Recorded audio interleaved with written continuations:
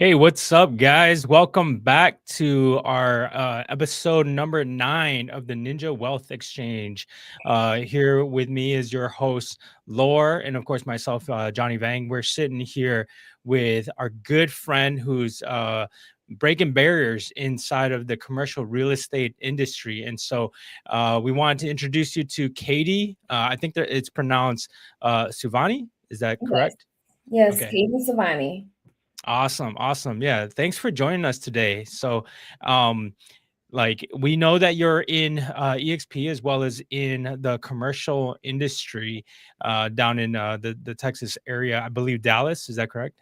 Yes, that's right. Okay, awesome, awesome. Could you tell us a little bit about yourself and how you got into this business and some of your challenges and successes? We'd love to hear some of the things that you have going on, and then of course we have plenty of questions for you to go over how you even got into the business. So um, go ahead and introduce yourself if you don't mind. Yeah, so of course I'm a part of EXP Commercial. I am a wife first and a form, basically a mom of twins. I have a daughter that is 11-year-old as well. So three kids on my behalf and my husband's. I'm a former Awesome. corporate executive, which turned into commercial real estate partner as well as a certified mentor. How I started in this was I was in the corporate world and I just was just wanting more and more. And I've had the opportunity to get my real estate license since I was 18. But due to corporate world, it was always a conflict of interest of having my license. So once, they started having a turn in the corporate industry, I was like, well, this is my opportunity to just put on my real estate hat and keep it rock and rolling. So I got my license, and next thing I was just like, well, this is where it all began. I'm super passionate about helping others and building wealth and freedom through real estate as well. So super big on mindset, discipline, and proving that consistency and purpose is like it can completely change your life in this game. So yeah, that's just a little bit about myself. Sweet, sweet. I didn't know you had 3 kids. That's super awesome. And And twins. twins. That's Oh, you did it? Oh, no. That's super cool. Like, Yeah. I know a couple of people that have twins, and they're like, it's so I have 3 kids myself, right? And, my kids were 2 years apart each, and that was already a lot to work with. I couldn't imagine having 2 simultaneously. That sounds crazy, Well, but my boys are 4. My okay. daughter's 11, so 3 kids is a game changer. So hands down to you, Johnny, because it takes a whole village. No doubt, right? Right, right. Super It's a cool. game changer. It's a game changer for sure. No, awesome. Congrats on the kids, on the family. That's super awesome. I dig that. And then you said you were in the corporate world. Um what do you mind sharing a little bit about that? Yeah, so I've been in the corporate world for some time, and I was a corporate executive for one of the. They were more of a concierge services in multifamily. So pretty much what I did was I ran like it's kind of like operating my own business, right?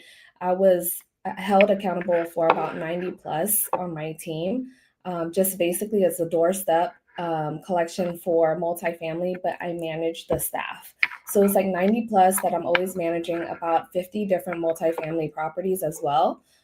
So pretty much it was a game changer as well because, when you are a corporate executive working with that many people, you actually have different personalities that you got to deal with every single day. So you're like a counselor, problem solving, just wearing many hats throughout the entire day. Yeah, no, it's super tough to be running a team. I know I didn't have 90, and you said 90 employees under you? Yeah, Yeah, that's freaking the that's way. a ton of people. That's a ton of people and a ton of emotions, right? I think the team that I carried, the biggest one was probably about 30 people. And man, the amount of things that you got to just like even just emotions, right? That was like probably the toughest challenge for me was managing, like, so I'm very business driven and very numbers driven, right? So when they come to me with emotions, I don't know how to like how to handle that. Um Right. and that just becomes crazy. So did you, I take it you handled it super well. That's why you got up to 90 people, right? Yeah, I think it's more of the people that I was handling. Because I mean, basically, I'm always that type of person that likes to, hey, if they are working for me, I need to know who they are. It doesn't matter about the number. It's kind of like you want to make that one-on-one conversation because at the end of the day, they appreciate that, right? They're just Yeah, not a number. It's more of like, hey, I've met her in person and I've shook her hand and she's actually gave me some, pointers or whatnot. So it makes a big difference, I feel. that's super awesome. Super awesome. All right, so I'm gonna switch this over to Laura. Laura, you have some questions for Katie? Yeah. So, Katie, thank you so much for being here. Right. Thank you for having me. Yeah, for sure, for sure. So you're our first commercial real estate guest here on our show, right? And here in our show, we're all about building wealth through real estate, right? Which is exactly what you do. And one of the reasons why I wanted to really get you on the show was because in the commercial real estate world, it's a lot like the good old boys club, right? Most people in the commercial real estate world are your old white males, right? And you don't fit into any of that, right? So and you have a lot of energy about you and everything. So that's kind of why we wanted to bring you on, because you're like different, right? You break that mold, that traditional mold. Um, so it's great to hear your corporate background. So what is your niche in the commercial real estate side of things? So my niche, I would say, I've been in the game for a decade, so I have dabbled in it all. But retail, industrial, multifamily, and new developments is where my portfolio builds up on. Pretty much, I help the business owners, investors find locations, help them scale, and pretty much as you built your clientele, your portfolio, so they come and need as they need, right? So with me being in the game for so long, I'm able to capture in different categories because I've experienced it all. So that's the number one thing that I can say is, but mainly retail, industrial, multifamily new developments is what I touch currently. We do have other teams as well that focus on just land and farm also.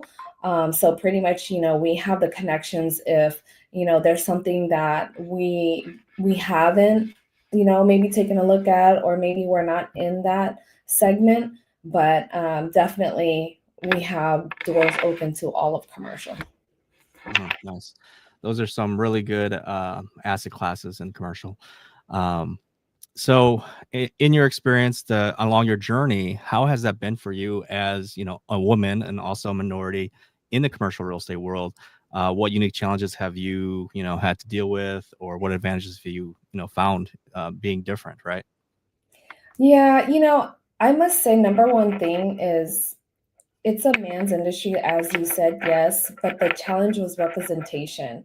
Basically, not seeing many people who look like us females that are out there, basically doing commercial real estate, right?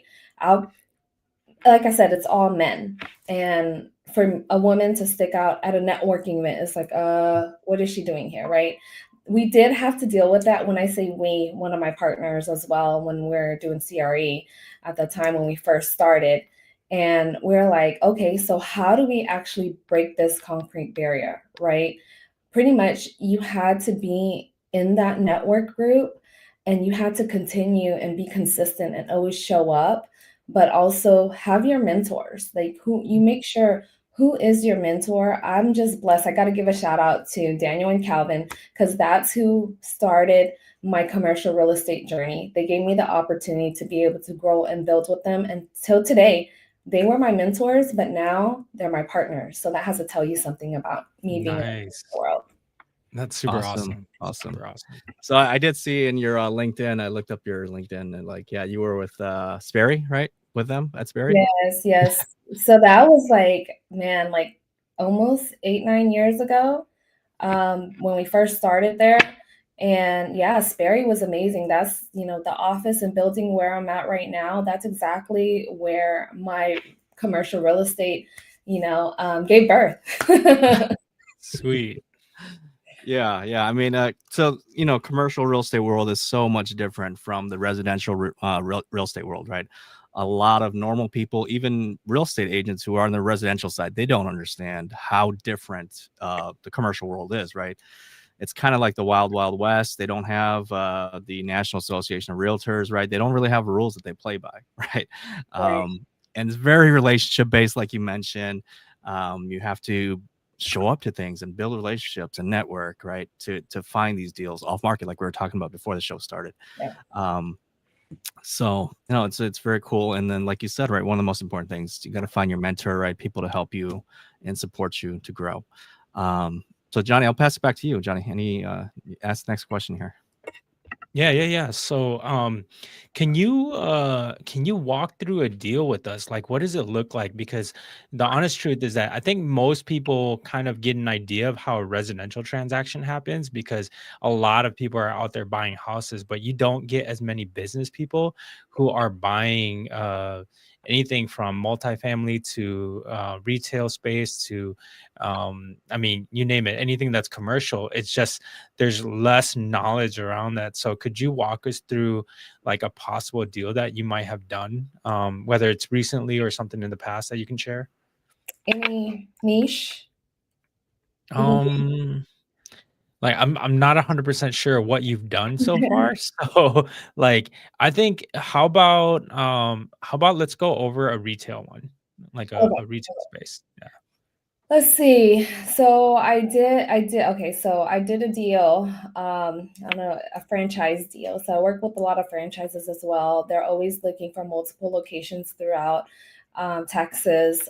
Sometimes they go out of state. I always refer them out, of course, to our EXP partners. Pretty much, one of the deals I can say it was driven based off of relationship base. I must say that there's different buckets in the commercial world. That's why I say relationships. It's just not with our partners, like brokers, other brokers in other companies as well, but with our clients as well too, but the brokers also. Because when you're catching a deal, I was working with this franchise and they already had, they were at lease, basically. It was a lease. Okay. The deal was already at lease. And then I just happened to give him a ring and say, hey, I need something like ASAP, square footage, what do you have for me? And they're like, oh, you know what? We have this one. We're at least that we haven't gotten it back yet. But here, let me push this deal to you. I have a relationship with that broker to where we close multiple deals together and it just gets to the green light, no problems, no issues, no nothing. Something told me to call him that day because I just, you just have your intuition. Mhm. And basically, I was like, okay. He was like, you know what? Submit an offer and I will run it to the landlord. Let me tell you, whoever represented the other person on the other side, I'm not saying like it was good for them, it's bad for them. I mean, at the end of the day, it's relationship based. So Mhm. basically, we got the deal. He ran my deal to the green light and we closed on it within less than 48 hours. So basically, they were already at least. My advice on this is if I didn't have that relationship with the broker, he wouldn't have helped me out. He wouldn't help me run it to the finish line. You know what I mean? So Mhm. make sure you have good relationships, not with just your clients. You must have it with the broker as well, because at the end of the day, they're going to help you out to the T to get you where you need to be. So let's run this back. Let's run this back. So how did you get to know this franchise group and how did you like did you guys submit like a LOI or is this because it's a lease you just called the broker and went over a quick synopsis and then sent over a contract or how does that look at the very beginning or at the initial conversation? So I got the deal through a referral. So basically, like I said, my business is based off of referrals or my previous clients that, they just, keep on needing to add more to their portfolio. Sweet. So basically, it was a referral. And then Mhm. I did my search. I email blast to brokers and tell them what I'm looking for, whatnot, or even call them and say, hey, what's going on? You have a list of brokers that have multiple listings or off market listings. Be like, hey, I'm looking for something. Is something coming up? And this one here, I had a good relationship with him because I met him since my beginning of my commercial real estate career. And we've always kept touch. We've closed multiple deals together and we've never had any issues. So he knows that it's going to be a good close. Sweet, sweet. Yeah. So, I want to give you a little bit of my experience, right? So, I do mainly residential, right? But sometimes we get a commercial that runs across our desk, right? And I'm gonna be honest with you. When I call them and they're like, "Are you a commercial agent?" And I'm like, "No, I'm not. I'm not a commercial agent." They're like, "I don't even want to talk to you," right? Like, Yeah, they're like, I "Can know. you pass the deal on to a commercial guy, and we'll help you," right? And they're like, don't waste my time. And sometimes you're like, hey, like I have to call them like 5 times 10 times before I'm like, I'm really serious about this. You need to open the door so I can bring my clients through, because I don't have that relationship with them because I'm a residential person, right? Right. um and so, like, when you're in commercial, it sounds like you really, really have to have that connection already and have established yourself in the business. So it sounds like you really stepped out there, got yourself, connected to the people inside of the community where you can have conversations and actually get really, really good deals for your clients, even ones that where it may not be possible because they're already going under lease or something, but then you're able to step in and actually take the spot, which is phenomenal. That's super awesome. That says a ton about you. So Thank you. I think that's super, super cool. Great like scenario, and it's just great to hear that you're already established in the community. Laura, do you have other questions? Yeah, so just curious, like, Johnny and I, we're both on the residential side, right? So we kind of know how our typical days look like. Mhm. What's a typical day for a commercial real estate agent? You guys out there on the golf course, like whining and dining all the time, or what's going on? Man, you want to hear about golf course stories? That's where the deals get done now. Exactly. What Um, I heard. Daniel lives on a golf course, right? well, a little bit about me. My day starts early, 5 a.m. workouts. I do mindset work. And, I also day trade basically in the morning before, New York opening. And then before I dive into my real estate. So real estate, probably about 10 a.m., 9:30, 10 a.m. is whenever I hop on. And then, it's client calls, property tours, and negotiations. But every deal is different, but the core is the same. Basically, finding win-win solutions and keeping communication clear. Like I balance business with family, and that's kind of like a non-negotiable type of thing. Because family, of course, always comes first. Because at the end of the day, you can have this successful business, and I've been through it before, to where I was all about my business, but what about my family? So definitely family is key point at the end of the day. I love that. I think that anybody that wants to do business with you, if they understand that your family comes first, they'll understand that when they run into a situation, their family comes first as well, right? And that you're there for them and their family in the same way. And you find them like, super important to make sure you care for them because family does come first. That's super awesome.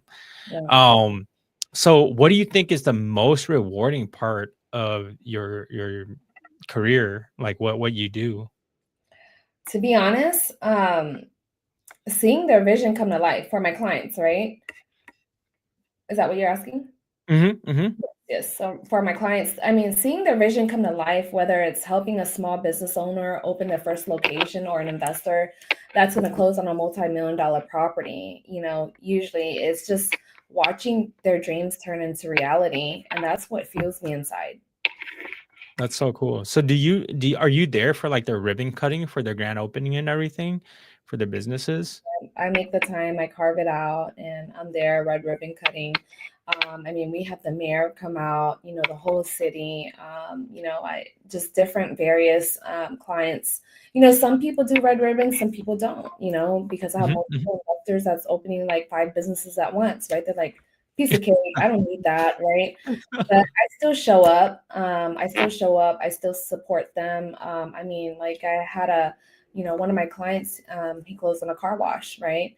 And he knew nothing about the car wash industry. And I had to sit down with him and actually guide him and help him with the whole 9 yards because he was trying to find something different.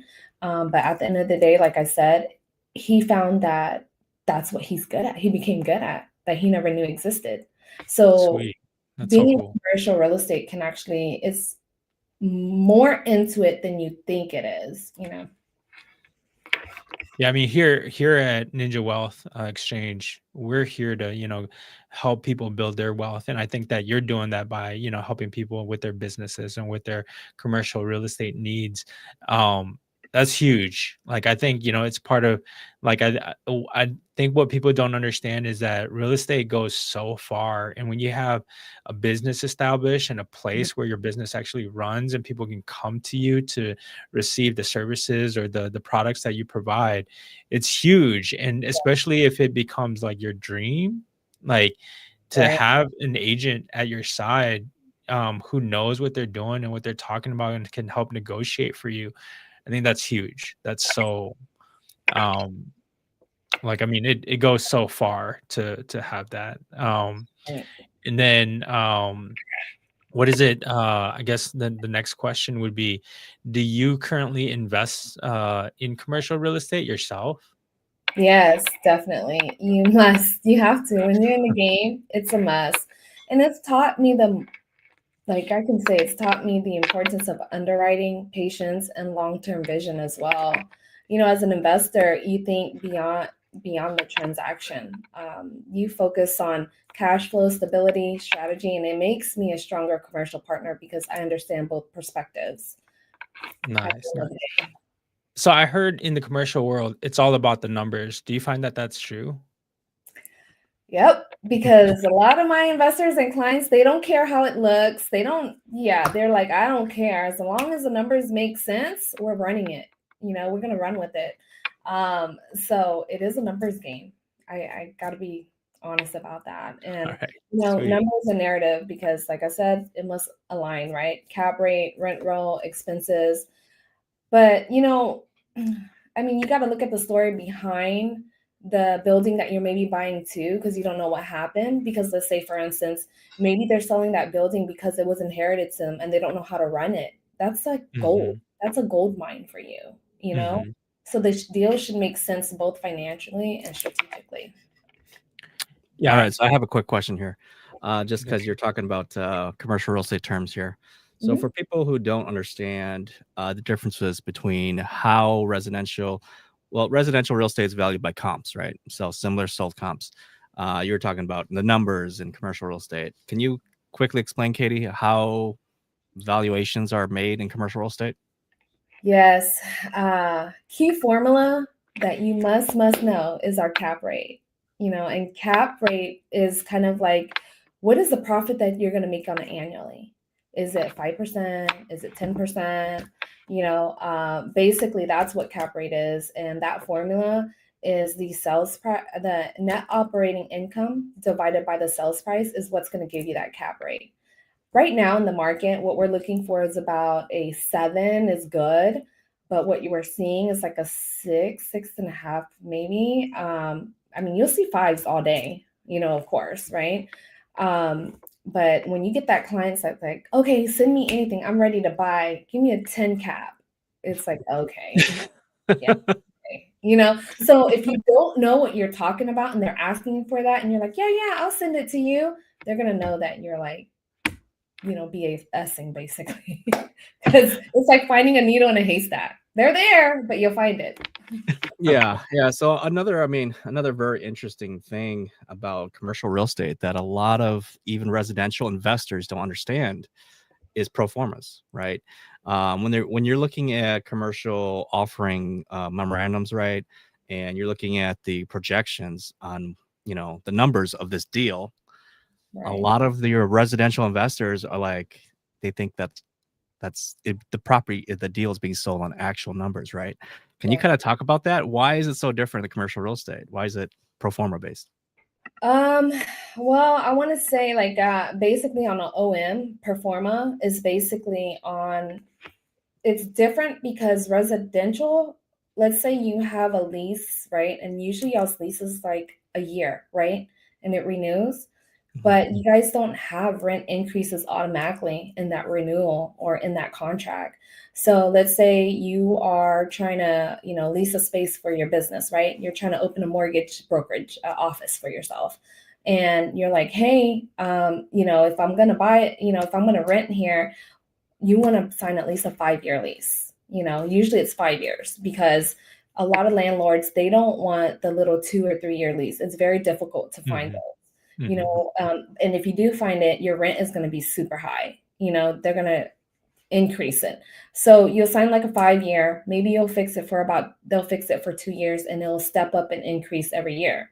So every year that increases, the new buyer is going to look at that rent roll and be like, okay, well, they're at $20 per square foot, but they're going to be at $30 by the time they're on their 5th year. So basically they're making their money annually, right? So that's Mhm. a big difference because the money is coming in, but it's taking time to come in.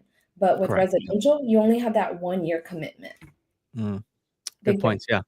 Yeah, I think so I just listed one of my own mixed use commercial buildings, but it's kind of interesting because I had like over 20 showings, right? And some of the agent comments from their buyers was like, oh, you know, place looks kind of beat up, or some of the machines are like not operable. But it's like we're selling it based on projections after you do the work, right? The value add component, right? And Right. some investors fail to see the value add component. They're just looking at the way it is right now. They're not looking at it, oh, well, if I take this and I do this and do that, and I have a game plan to build this business to get more NOI in there, now it's going to be valued more, right? So that's Right. kind of what they're missing out on. So that's what I was, a lot of residential people don't understand that. So Yeah. Congratulations. Woo!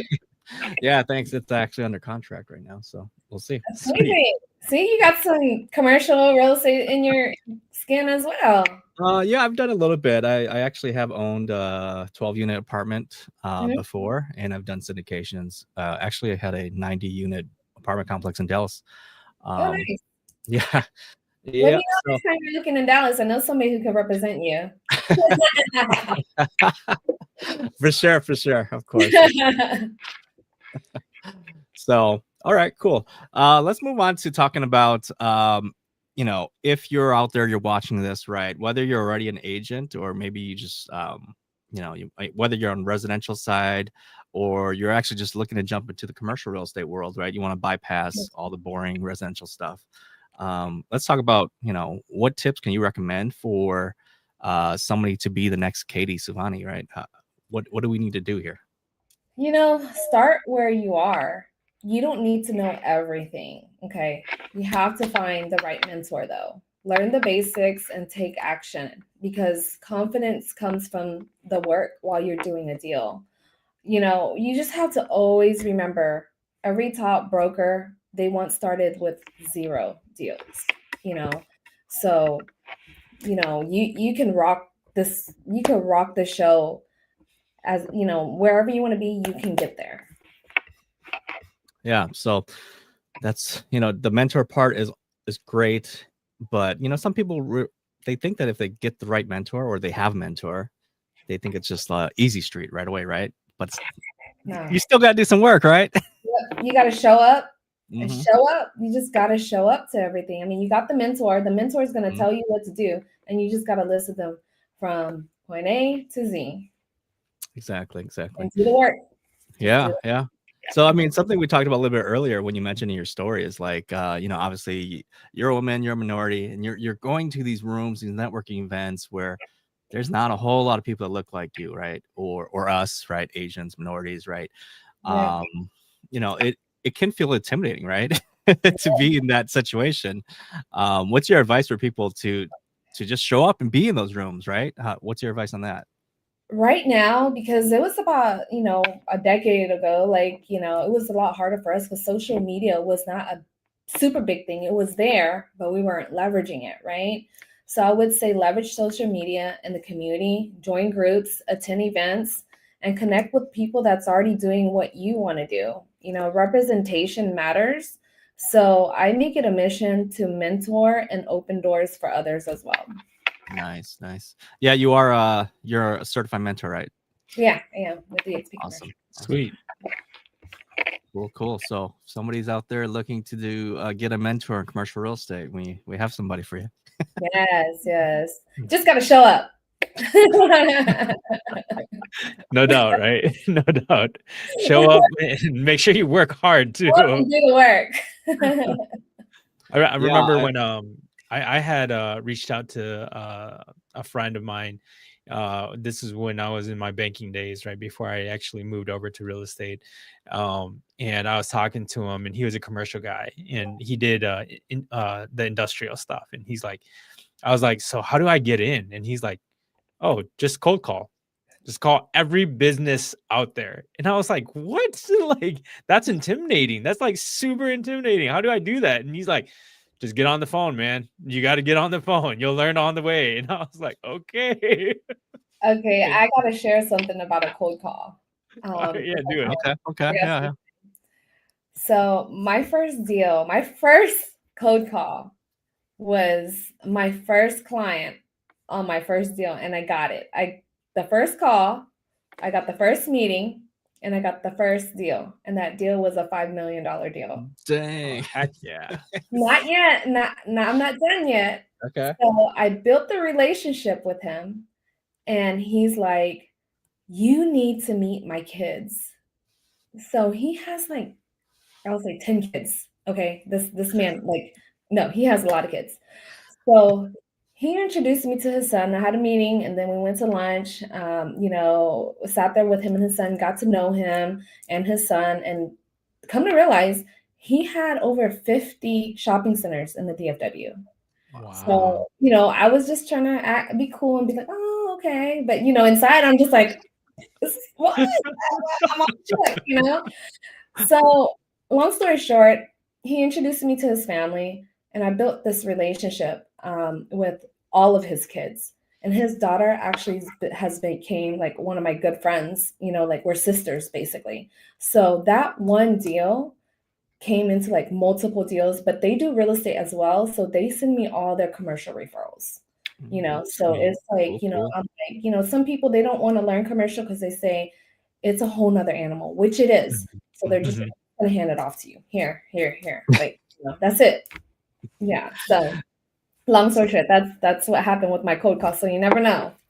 Yeah, so make that first cold call. Is that still the case, Katie? In today's world of social media, everything, is commercial real estate world still a lot of cold calling to get business, or what do you find these days?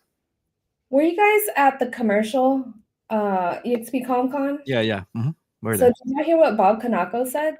Bob Kanako is the billionaire. He like closed $1 billion and like over 2,200 properties. So he said, cold calling never goes cold. He did 100 calls every week. If it was by phone, email, whatever it was, he said, no matter how this business shifts with AI and all that, you continue to keep cold calling. And that came from his, himself on stage. And Bob Kanako, he's a very successful human out there. So in the commercial world. So I'm guilty. I don't do it as much as I should be doing it, but I'm teaching my people to do it. Sweet. Heck yeah. Nice. I mean, I think that's a huge takeaway, right? That's a huge takeaway for people that are in the commercial real estate industry, or people who want to get in. Like, you can't be afraid to pick up the phone and have that first conversation. It might just be your first $5 million deal that leads into multiple $1 million deals Yes. just because, yeah, you made that one phone call. And I think that's huge. That's Yeah. super awesome. Thank you. Yeah, no, for sure. I think I mean, whether you generate your lead right on social media through video or email, whatever, at the end of the day, the conversation always comes back to the phone, right? You Right. always got to have a phone call with that person, right? Or Zoom or whatever, right? And if you can't, communicate properly with that client, potential client, the lead, you're not going to get the deal, right? So, Right. but yeah, so I was going to ask something else, but I lost my train of thought here. No worries. No worries. Yeah. Any other questions you have, Johnny? Yeah. So in the commercial world, you guys work with attorneys often, right? Yes, Is that 1000%. like every deal? So my best friends are my attorneys. Just because we're not an attorney. We always Right. guide them because after, let's say the situation is you have a lease, right?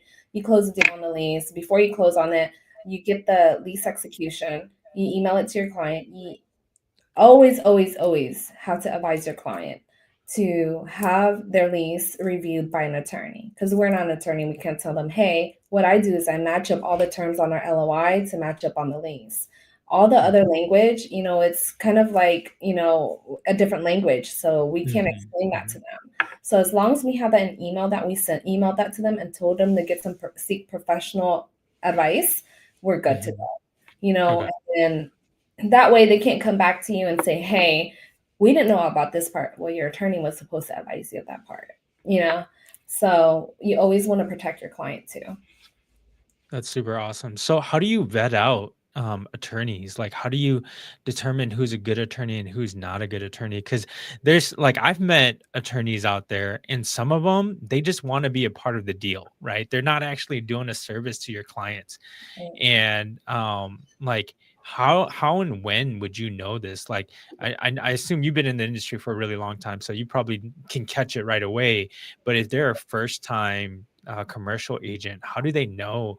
Like, what are some signals that they need to watch for from attorneys to find out whether the attorney's really good or not, or whether, like, do you even get involved between your clients and their attorneys? Do you find them a new one if they're not getting along? Like, how far do you go for your clients as a commercial agent? I mean, of course, I go above and beyond, like Mhm. all 1000% for all of my clients, no matter how small or big the deal is, because I always got to protect them. But at the end of the day, I've been in it for almost a decade now. So I do work with certain attorneys that I built relationships with and that I always get good feedback, right? Anyone that I've gotten terrible feedback from is kind of like, oh, okay, you know what? I'm not sending any more that way. Or I'll feel them out myself and see what's going on. Maybe they didn't get the email, maybe there was a disconnect or something like that. But pretty much, I have a good, solid team on my legal side as well. But just to give advice to somebody that's new out there, that's trying to look for attorneys, you need to build the relationship with the attorney. You know what I mean? Because when you text them or something that you can call and text and be like, hey, I have a client that is interested and needs assistance in, reviewing a lease, yada, yada, yada. At least they send you a text back and say, yes, okay, go ahead and send them to me or go ahead and make the connect, right? Because sometimes if you're sending the attorney's contact to your client and they don't call them back in a week or two, time Mhm. kills deals. If Yeah, you're not absolutely. getting that lease reviewed in that same week, or honestly, I say 24 hours is the turnaround time for me to be like, hey, have an attorney review it. If you have to wait longer than that, it's like you need to find another one. I understand attorneys are all busy, but at the same time, you're able to at least send an email or a text and say, hey, I'm going to get to it and give a certain time frame. So, my advice is always, always, always try to build relationships with these attorneys because my attorneys will jump through hoops for me. If I need it done in like an hour or be like, hey, I have a deadline, I need it now. This person needs help. He's like, I'm on it. Tell him to give me a call right now. That's the type of relationships I have right now with attorneys. Yeah, no, I think that's so huge. I know that one of my clients out in New York, right? So like I know that I'm a residential person, but I also do loans and so I do commercial loans too, right? And so I have a client out in New York and they purchased I think it was like a 12 unit and so I was helping her with the finances and in New York, they don't use title companies and they don't use like these like they have to have attorneys involved and the lender has to have an attorney, the borrower has to have an attorney, the sellers have to have an attorney. And my experience with attorneys in New York is they take forever. Like just There's showstopper out there. yeah, but I Yes, mean it's yes. yeah, if you can get an attorney that can turn things around in 24 hours, that is like that would be amazing. That would be amazing. And so having that like you said, having them as your best friends and having them be able to, return your calls as well as, text back and confirm things. Um man, like I guess in the residential world, we don't deal with attorneys quite as often. It's only once in a while Mhm. you run across someone that has a trust, and so we gotta get the attorney involved or something like that. But it's not very, it's like very, very limited that we even have a conversation with an attorney. And of course, like I have to understand a certain level of legal information to make sure that my clients are having their best foot forward because, of course, we have fiduciary responsibility. But we don't usually have to go across an attorney. So it sounds like just like 99% of your deals should go through an Yeah, attorney, or at least you have to advise them to seek some legal counseling, right? Or yeah, advice. Right? yeah. Okay. Very cool. Thank you. 1000% on the commercial side. CYA. No doubt. So it sounds like it's a little bit easier on the commercial side. You just kind of pass it off to your attorney, and you don't really have to. You Yep. don't. You're on residential side. We're always filling out contracts. Okay, we're like, yeah, okay, here we go. You know Or, what? I walked through how you guys do a commercial, I mean, a residential contract, and I was just like, this is why I stick to commercial. Hands down I, to you guys. Y'all got it. Y'all are the goat. Y'all are the goat. Oh, I It's yeah, appreciate like, yeah. that. how many Now, pages is that? What are now, you now filling you out? got me thinking. I might have to switch over here pretty soon. Here. Hey, come on. Um, We're growing. We're glowing so and growing. so we're talking Sweet. about we're talking a lot about the success and the good things that happen on the commercial real estate side of things, right? But let's be realistic for a little bit here. Obviously on the residential side, sometimes as a residential agent, you can go 1 month to 3 months to maybe even 6 months without a deal closing, right? Your next check coming in or whatever, right? I've heard commercial real estate is even longer than that potentially. Is that accurate? What can you kind of paint the picture for somebody coming into this to think it's not as easy? Like it's not, you're not going to get $5 million right away. Yeah. I think everybody's story is different. Like somebody's chapter 10 can't compare to your chapter 1. I feel that, yes, it depends on the amount of work, you showing up and you doing the work. But at the end of the day, some deals fall through the cracks. I have this rule of thumb that, me and my partners, we always make it a rule a day, like every single day. This is literally our number one rule. You must make 5 new contacts a day, like 5 new contacts. They're like, what? How do I do 5 new contacts? Think about it. If you go to the gas station, um, 99% of the time, to be real honest with you, I run into the owners, you know, or if, you're going into a retail center or something, you can ask, is the owner here? Would they be open to maybe looking to sell their business or looking for another opportunity? I mean, prospecting is the number one thing. So yeah, 5 contacts a day is a thing for us. Now, closing the deal, like I said, it really depends, because every situation is different. As in my case, I'm just grateful for my mentors that deals just came flowing. It was just like a magnet. It just kept coming. And I can say I was probably in the game for a month or two and I got my first deal. But I must say that, I got my first deal to where I didn't even know how I was going to get paid. I didn't even know what a lease looked like. I didn't even know what an LOI looked like. I'm be real firm and honest. But I found those out while I was doing the, working through the deal, and that's how you learn. Oh yeah, that's how you So learn. everybody's, chapters are different. You could close a deal, you hop on board and get your commercial license, and then you have a prospect or a client that, it's like, hey, since you're doing commercial real estate, can you help me? You may close a deal in like a month or 2 weeks. Sure. I picked up a client, it was a referral, of course, and he needed a space ASAP. I closed that deal within like 5 days, less than 5 days, Wow, you know. that's amazing. But every landlord moves different. So it Mhm, depends on mhm. that as well, because some landlords can drag their feet on the lease. Some just get it to the finish line. Got it. No, those are very good points. Very good points. Yeah. Yeah. So what's your goals moving forward, both personally and professionally? So professionally, I'm looking to build, of course, nationwide commercial real estate team under the EXP model. I'm Connection Group. So basically, a little story behind Connection Group, and why I chose that name basically was because, we're out here making connections in different buckets, right? We have our Mhm. brokers, we have our residential agents, we have our clients, networking.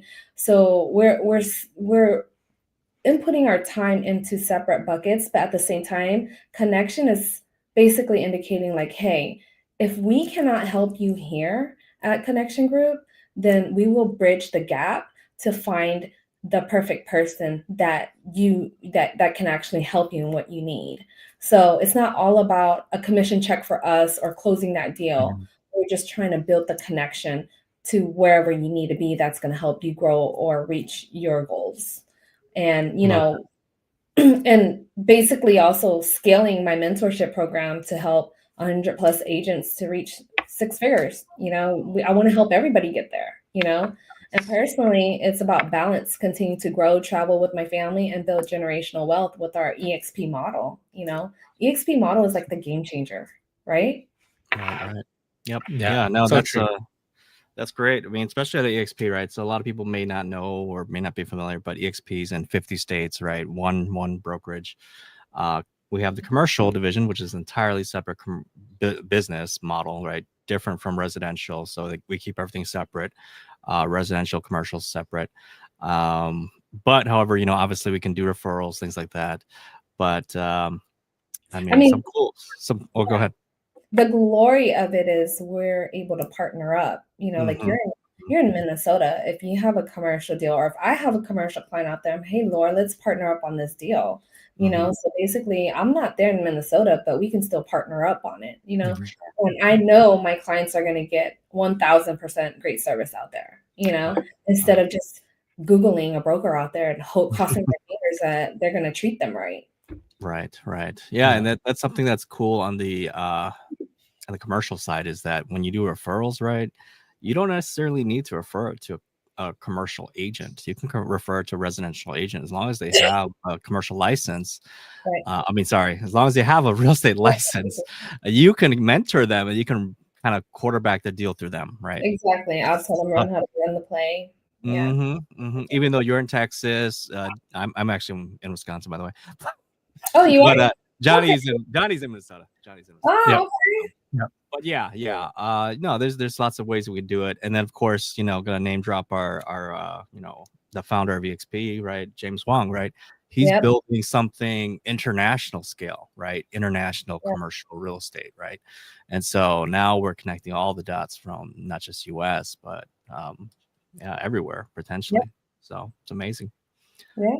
So I have another question, right? So to piggyback off of, your professional development. Um It sounds like you're building a team. So is it possible for people from out of state to work with your team or to be in your team? Or is it just like Dallas focus? Or is it, like specific licensing requires you to be only in Texas? Or how does that work in commercial? I know how it works in residential, but I just wanted to follow up with how that works from a team perspective in commercial. I mean, sky's the limit, right? Hmm. This Hmm. model. actually gives us the opportunity. Like I have listings in Miami with a partner right now, and that's because that partner is in the residential side as well. So like you said, how would I help another partner in another state, right? They have their license. I just tell them how to run the play and just go by basically our commercial rules and guidelines, right? And basically they're residential agent out there, but they're trying to learn commercial. So, much the mentorship. I mean, as far as being able to be out of state, I'm open. I mean, I have Zoom calls. I have one-on-ones through Zoom as well. And, I have a C101 class that I do teach. I just finished in the summertime, we finished a commercial academy that I hosted as well. So pretty soon, probably going to be hosting a 2.0 commercial academy soon. Let's go. That's like in the works, but yeah, definitely. You don't even have to be in the States. I'm building internationally too. So Oh, heck yeah. That's so awesome. That's awesome. Thanks for it's our model. It's the sky's the limit. Like Leo says, our CEO, he's basically telling us like, hey, sky is the limit. You could build anywhere. So we could move to Paris, we can move to Dubai, wherever we want to go. We could do real estate and build our teams out there. So, name another brokerage that you can do that. Right. Yeah. There isn't. There isn't one that's worldwide. Exactly. And it's just, I'm telling you, it's just amazing what this platform does, not just for us, but for our kids too, because it's going to be there. Super cool. So I thought there was some kind of announcement that EXP Commercial announced where they could you could pretty much build a cross team. Like you could have groups, they call it. Are you familiar with that? Yes. So I'm basically Connection Group. Okay. So I'm EXP Commercial, but I have my own team, which is Connection Group as well, brokered by EXP Commercial. So pretty much, it's basically having your own brokerage, but not having all that other stuff you have to worry about, right? Yeah. When you run your own solo brokerage. I mean, I've been there before, running and operating a solo brokerage, running a commercial division. I've been there, and it was nice and dandy and all that, but how I got to EXP Commercial was because I was Sperry at first, and then COVID happened. So me and my partner branched off, and we had the opportunity to run our own commercial division. So it was me and her running our own commercial division, our own show. But it came a time to where it's like, hey, you want more. Like what else is there out there? And then Daniel and Calvin, they were running the play with the EXP Commercial, and the rest was history. It's kind of like, hey, they must be doing something right? I mean, they were my mentors. If I go here, how can I lose? They were my mentors. Now I get to become a partner with them, right? So I always thought, hey, that was like me striking gold. Sweet. Yeah. So with EXP Commercial groups, do you know if you can do you have to be commercial, or can you be a mix? Can you be residential and be part of your group? So I'm not sure if y'all heard of Resi-Mercial, right? So Resi-Mercial, basically, I basically have a blueprint for Resi-Mercials that actually are residential agents, and they're trying to learn commercial. So we put them through an entire training, process of like, hey, this is like your 12-month plan. This is what you got to do. And then it converts them to figure out what they want to do with their residential pipeline, right? So we gear them up to where, these are icons that are like, hey, I'm tired of residential. I want something different. I'm tired of the emotions or whatever. They just want something different. They want growth. You just want something different, right? So we teach them how to grow their business while they're doing residential, because obviously they have to put food on the table still, and we teach them how to funnel their deals out to the right people. So they have to find their squad that they are going to funnel these deals out to, so they can actually just go full-time commercial. Definitely. Yeah, no, that's amazing. That's a great way to make that transition, right? So just real quick, can you kind of run through the splits, the fees to be part of EXP commercial, how is that different from the other big players out there, right? Yeah, I mean it is a reasonable price compared to you owning your own little commercial division and having all these high fees, right? Because obviously CoStar is basically our vehicle. That's what we run and operate off of. CoStar is basically a system of where it's only for brokers, and they, it's like $500 plus a month, right? Um, as far as fees for EXP commercial, since we have 90,000 agents plus, but commercial side, obviously we don't, it's part of that number.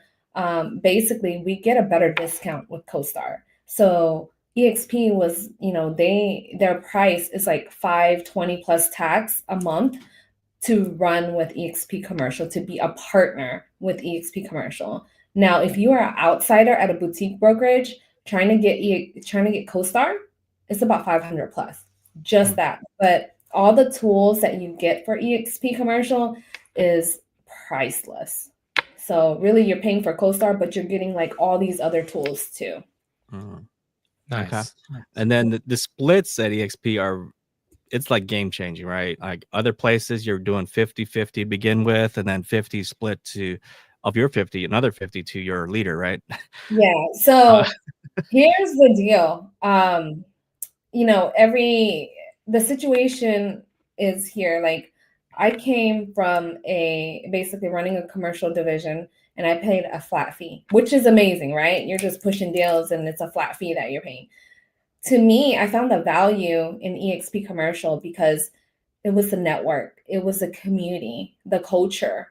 That's what really drove me here. I was like, you know what, that flat fee is a piece of cake. Like I could let that go because I got all of this here, that icing on the cake, everything here already. And basically, it is for those that are coming on over to EXP commercial, and it resets every single year. It's an 80-20 split, right? Depending on if you have a mentor, because there's some side contracts as well. Somebody's mentoring you, they may take like a 10 or 5% from that or whatever that has to go to them. But that's kind of like on your own with your own negotiations with the new agent or whatnot. But typically it's 80-20. And then when you capping is whenever you hit 100K, right? And basically EXP commercial takes, you hit 20,000. They take, you paid them out 20,000. But remember, when you cap and then when you icon, when you hit 20 deals too, that 20,000 is coming back to you in stocks. So Right. that money's coming back to you, exactly how residential is, right? But y'all's fees is a little bit lower. So Yeah. 20,000. Okay. So Icon's kind of the same deal. After you cap, you do another 20 transactions, and then you can achieve the Icon Award, which would reward you back your cap, Right. 20,000 in commercial back to you. So essentially, you get it for free. Yeah. Okay. And then we got our Mr. 4-time icon, Calvin Wong, right? There's That's my another. mentor. That's my mentor. He was my mentor. Now he's my business partner. Yeah. Yeah. So I was asking him. So Calvin, you actually do 20 transactions after your cap? He's like, no. There's another way, the GCI route, right? I think the GCI route. So residential is 500,000 GCI, and then you can icon, right? Right. So it might be similar or it might be a little bit more. I don't know, but commercial. Every situation is different. Yeah, but it's game changing. I mean, there's no other brokerage that's offering the split, the fees, and the ability to get back your cap, right? Yeah.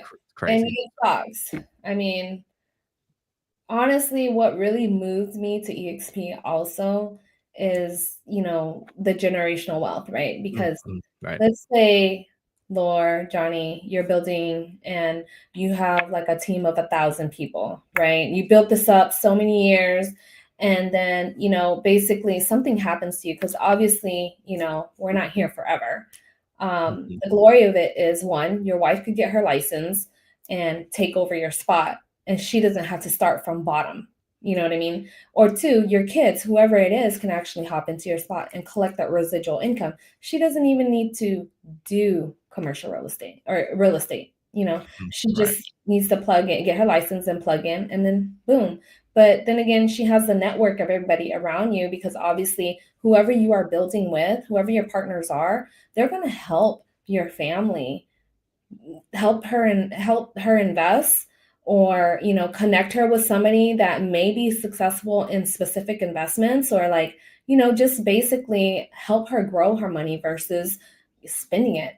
Some people don't know where to start whenever they have that, right? So for instance, if it was a boutique brokerage that your wife maybe inherited, she doesn't know what to do with it because she was never a broker, right?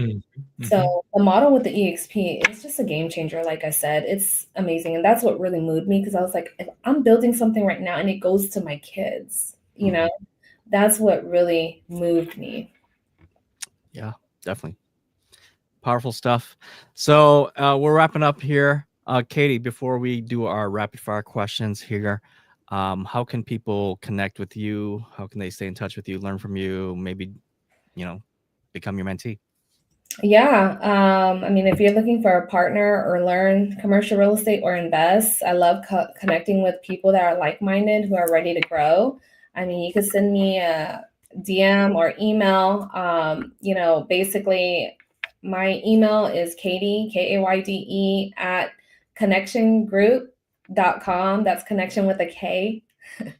So go ahead and send me an email and we can connect. Or, if you guys are, with Johnny or Lore, just get with them and reach out to me, and then we can figure out a game plan for you guys. Yeah, I was gonna say we're gonna have to figure out a way to co-sponsor and bring some people over to commercial to help you build your team, as well as just work that out where even though you're down in Dallas, we can find some commercial agents up here that can work with you. So Right, I'm right. pretty psyched about it. Yeah, definitely. Wherever you're at, Wisconsin, Minnesota, whatever it is, like I said, we could build anywhere. If you have a cousin or somebody that's in New York, Miami, whatever it is, I mean, we're all here to grow together. And co-sponsoring, that's another thing that is a game changer. I have been doing co-sponsoring with a couple of partners. I have John Sy, that's in my downline. I have Brandon Brittingham, that's in my downline. Veronica Figueroa, I don't know if you guys met her at the SpeedCon, and Spring Bee as well. So a lot more are moving on in. And at the same time, like I said, it's a game changer of co-sponsorship, because we all get to partner up together. So I look forward to co-sponsoring with you guys, most definitely. Yeah, for sure. Awesome. All right, Johnny, you want to ask the rapid fire questions? Yeah. Let's do that. So what's your number one ninja skill that you are absolutely the best at? Number one ninja skill, getting deals. Let's go. To be honest with you, is just getting the deals. That's funny that you asked that, because I got asked the question. I was like, what don't you like doing most? Because you need to scale that out and hire somebody to do that for you. And that's exactly what I did. I was like, you know what? I don't like the back end stuff. I like marketing and stuff like that. It's just like, I don't know if you guys seen, but I've been batching content as well. And it's a must that, I need to do that. And I don't like doing it, but I do it and get it done. I said, you know what? You hold me to my videographer and my photographer. Y'all hold me accountable. Tell me what I need to do and when I need to do it, and that's it. I'm done, right? Because the only thing I'm good at is not the only thing I'm good at, but I feel like my best strength is communicating with the client and getting deals, and I run with it. Nice. But everything else, like the back end, marketing, all that stuff, no. I'm 100% with you. What was that flyer supposed to be? What? So, I mean, like I said, we can't do it all, because if we do it all, we're cutting out time of helping that next investor or that next, client or whatnot. It's like, we're running out of time during the day if you're busy doing marketing and all this stuff. So yeah, I would say just getting deals. So next question is, how do you keep your skills sharp?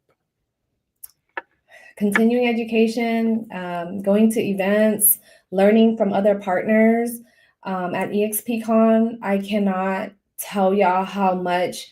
I mean, I barely slept, but it was, the reason why, obviously, y'all know, mastermind, connecting with other partners that, are doing it, that are there, and how did they do it? Those are free, that's free game. You don't have to pay for that stuff. But when you go to conventions and stuff like that, it sharpens your iron every time. And I feel like one time a year to EXPCon, it's not enough. You have to continue to go to other conventions that's going to help you scale in your business.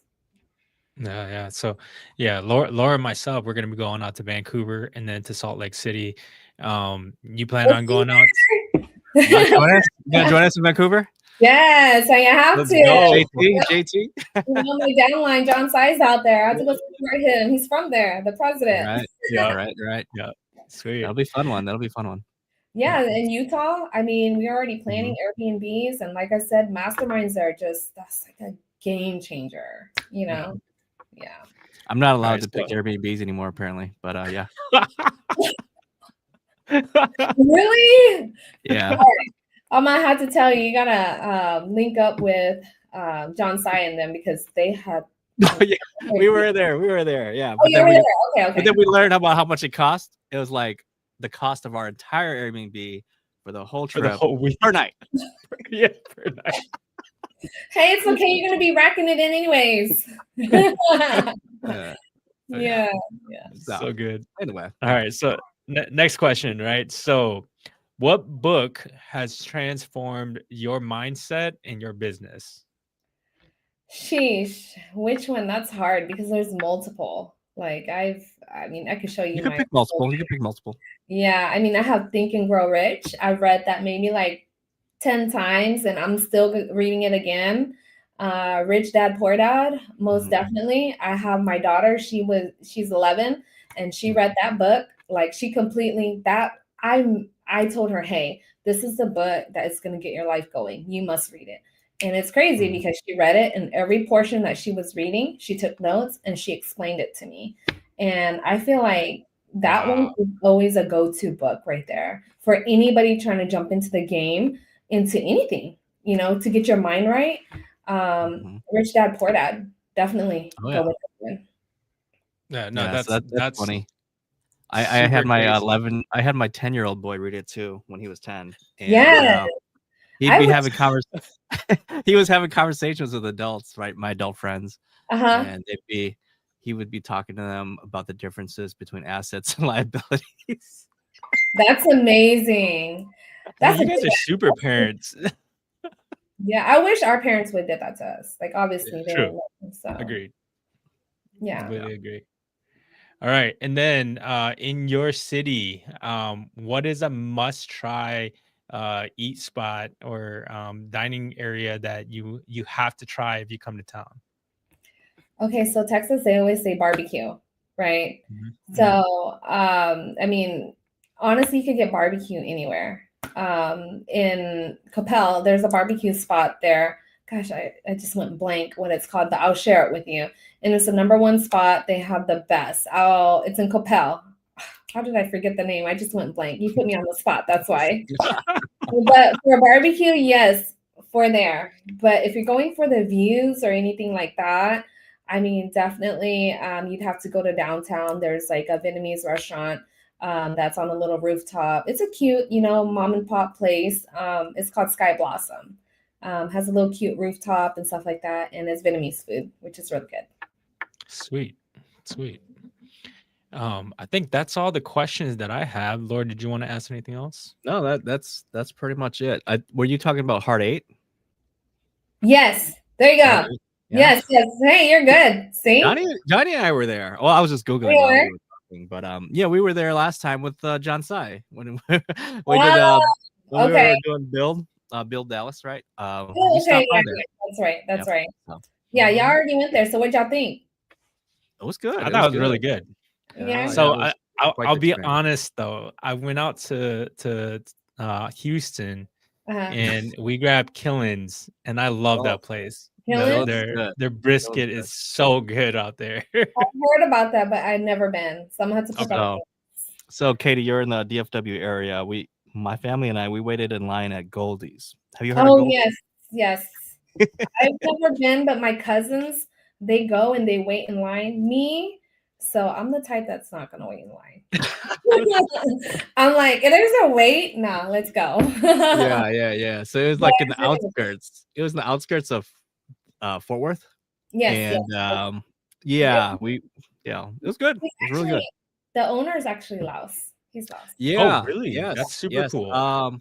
One, it's like three owners, Yeah. and one of them is Laos. Yes. Right. So, but yeah, no, their brisket is really good. I think it's better than Killen's, Johnny. So All right.